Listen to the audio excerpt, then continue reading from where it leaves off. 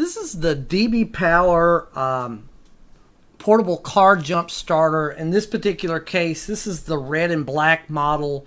That's 18,000 milliamps. They make a variety of sizes. This is the largest one that I know of that this particular brand sells. But now, and included, it has a lot of accessories. Included with the jump starter are the instructions, and I'll talk about those in a minute.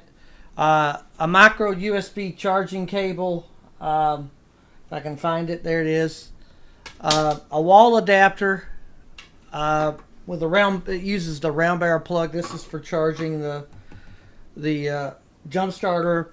A car charging adapter.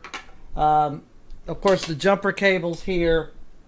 8 adapters for like variety of size, mostly laptops, and then the cable that comes with that, along with the carrying case, which is actually a nice carrying case. And the one thing I like about it is it has a reference chart, which is probably a little hard to see in the camera, but a reference chart to kind of show you what size engines this particular and other smaller versions of this brand's chargers can jump start. Now I do have a couple initial complaints here with this jump starter. One of them's a common issue with all the different jump starters that I've used, is that the battery clamp cables in this are short. And again, this is a common problem with a lot of these. For me, I have a vehicle that has a kind of unique location in the engine compartment. It kind of makes these short cables a challenge to use, for the fact that you don't have enough length to kind of set this someplace out of the way. I really wish they would start making these jump cables with these sets a little bit longer. Now, the other thing about these is they use plastic handles, and although they work, I do wish they were a little bit sturdier overall. Because I'm not particularly crazy about the plastic handles, but they do the job. Another complaint about the accessories is this laptop adapter cable is kind of small. It's less than 10 inches. So again, I think that's too short for what's really needed. So, and one of the other things about this is one of the odd things that are missing is there's no Apple adapters or charging cables included with this set. So it's a minor issue to me, because they're, you can add them at a little cost, but it's kind of odd that they actually weren't included with this set. Now, I said I was going to mention about the instructions, and one of the things I want to mention about the instructions is one of the things that bothers me most is a good device is hampered by really poor instructions, and these are some instructions that are not particularly great. For one, they've got multiple languages crowded together, making it difficult to read through, and the instructions are not particularly well written either in terms of translation, in addition to lacking a lot of technical and operational details that make this more work to figure out how this thing works in the various modes than it should be. So they really need to rework their instructions, particularly for this set of jump starters. Now, one of the things that concern me in the instructions is there's a warning in the instructions that say this has to be charged over 25% or it can cause damage, but doesn't give the reason or specify what can be damaged, whether the charger or what you're jump starting. If that's the case, why not have a safety feature built in that will not allow you to jump start if it has 25% or less? And one other thing, oddly, is there's conflicting information on this chart that says make sure that the jump starter's 50% or more charged. So again, it's something that the instructions, they really need to rewrite and do a better job at giving a clear English set of instructions that have good details. But one of the good things about this is this set has a 3-year warranty, which is actually one of the few things documented in the instructions, which is good. Like I said, I mentioned the chart in here. It gives you a good, easy reference.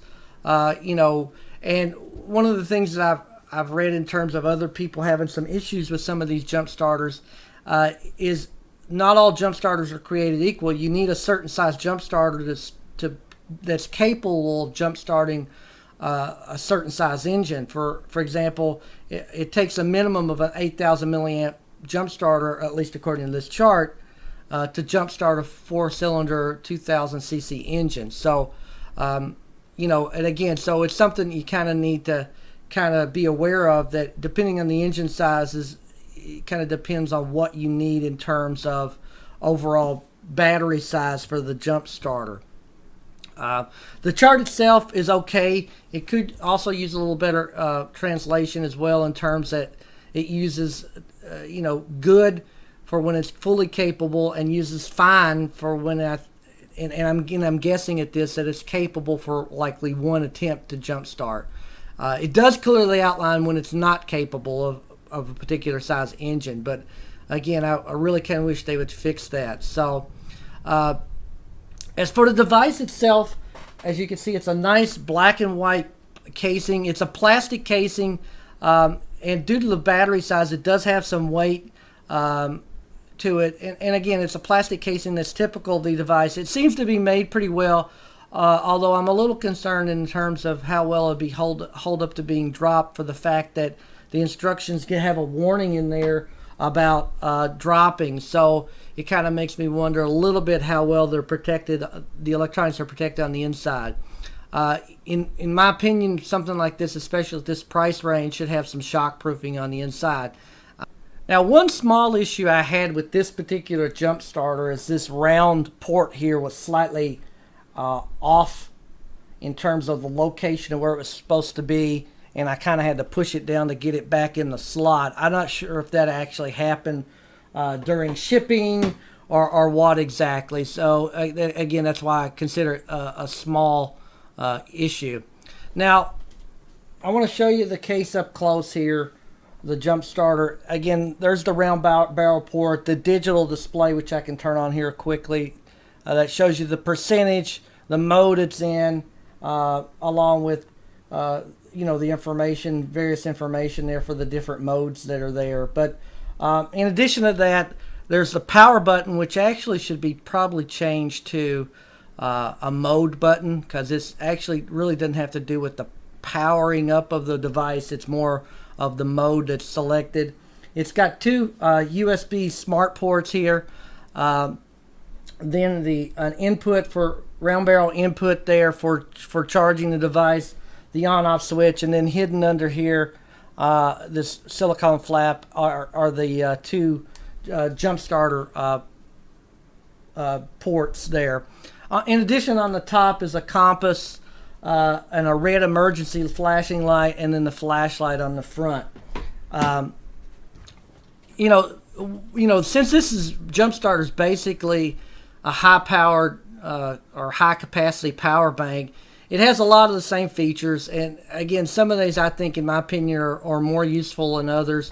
For example, the compass here is on the top of the case, and not, to me, particularly practical. It's small, it's hard to read, and not really a very useful charger for a useful feature for this heavy charger, because I'm, you know, not going to be lugging this thing around as a compass, because that's really not its main purpose. Now the flashlight, let me turn this on here real quick. The flashlight, there you go. The flashlight is one of the typical ones that include, you know, the strobing feature and the SOS feature. And then in addition to that, there's the red emergency light feature, which is okay. Does the job for lighting up the immediate area when they're trying to connect a dead battery, or at least have an emergency type of light. I do think that, you know, the way it's activated, which is by holding that power button or mode button, you have to kind of hold it, press it to get it to switch modes. Quick press for the red light is a bit complicated, and I really would have liked to have a separate switch or a separate selector for that to make that a bit simpler to use, in my opinion. And as I said, this has two charging ports. The ports appear to be intelligent ports. They're labeled smart output. The description on the Amazon page indicates these are 2.4 amp smart ports, but the display here indicates 5 volt 2.1 amp. Again, does that really make a huge difference? I don't know, but and I tried charging both the Galaxy S6 and an iPhone 5, and I'll show you that in just a second, and both charged with no issue. So I've got my Galaxy S6 here plugged in to one of the ports. I've tried both ports. I just want to demonstrate. Let me power it on. I don't know how well you're going to be able to see it, but there you go. You can see that it's charging up there. I'm going to show the iPhone here too. Now I've got my iPhone 5 here. Again, I'm going to power it up, and there you can see it's showing that it's charging. So and again, both ports work for that. Work for both phones. I also tried a tablet, a Bluetooth headset, which charged as well. I don't have my old phones anymore, unfortunately, so I can't test how well it works with older phones, but at least I could say it seems to work with a variety of devices, and it does appear that these are smart ports and that will work with any device. Now, the display itself, I think, is a little small, but I like the feature showing, again, the percentage of battery remaining. It has the blue LED, and it has an auto shut off after about 30 to 45 seconds of inactivity. Another fault of the instructions is that none of these features are mentioned, because in addition to the various charging modes, none of that information is about what you use those different charging modes are mentioned in the instructions. For example, there's a 16 volt mode and a 19 volt mode that I actually really wasn't sure initially what these were for. I later discovered, at least with the 19 volt, that this is for laptops, which I assume the 16 volt is also. But again, there's no, nothing in the instructions to even tell you how to use these. Now, I've also tried with my I have a Toshiba satellite laptop that's about 3 to 4 years old, uses Windows 7, and once you find the right adapter plug among the 8, I plugged the cable in. Now, I initially could not get the charger to charge my particular laptop at first, and with the lack of good instructions, I actually thought that there was something wrong with either the cable, the device, or it wasn't a fully functioning feature. Now, I discovered through the process of trial and error that the charger does not automatically switch to the right charge for the round output barrel port, and that you have to manually select the proper voltage. And you also cannot make that change once it's actually plugged into the laptop. So if you have the wrong mode selected, this laptop won't charge. I assume it's a safety feature, but again, there's no documentation one way or the other. So you have to actually, for example, my laptop uses 19 volts as an adapter, and you have to select that prior to plugging in the charger to the laptop. And once I did that, the laptop started charging normally. Now, the laptop charging feature isn't a big issue, but again, the instructions really need to properly address this. Now, this is going to be a little hard to see, mainly because this cable's so short. I don't have a lot of room to kind of show what's going on, but I actually have my laptop plugged in, and I have it, like I said, set to 19 volts. My battery is completely dead, and I'll show you here if I can get the screen here without dropping everything, that my laptop is actually booting up with this attached, using this to charge the battery. Now, my battery is completely dead, and I'll try to show in just a second it's showing it charging. Now, I don't know how easy this is to see over in the right hand corner, but you can see with the charger here attached that the laptop is charging with this particular charger. Now, because this is such a large battery pack, it does take several hours for this jump starter to fully charge, especially if it's down nearly empty. Now, mine arrived 97% charged, but it still took 30 to 45 minutes to get to the 100%. Now, since this device's main purpose is jump starting, I tried this on 2 different cars, which I'll show one of those in a minute. I have a 6-cylinder engine, 3-liter SUV, and a 4-cylinder 2-liter engine. The device started both cars with no issues and had plenty of power left to jump start again if I needed to do so. But again, this is dependent on the size of the jump starter that you get in terms of the battery size. Again, my biggest complaint with these is the jump starter cables are difficult to, as far as lengthwise, to deal with. Also, the end of the jump starter plug is a little difficult because they don't give you enough grip here to pull them out of the jump starter once you insert them in. So I think that gripping area needs to be a little bit larger. Again, I'll show that in just a second. So this is a little hard to see, but basically as you can see, I've got the power bank or the jump starter connected to the battery here, which again, my battery's in an odd location. And I'm going to show you this thing starting up with the jump starter.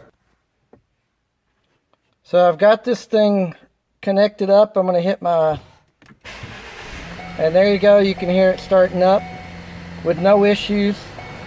And it works fine for this particular vehicle and the other one I tried. The safety features of this, the product description on the Amazon page indicates this has overcurrent, short circuit, overload, overvoltage, and overcharge protection.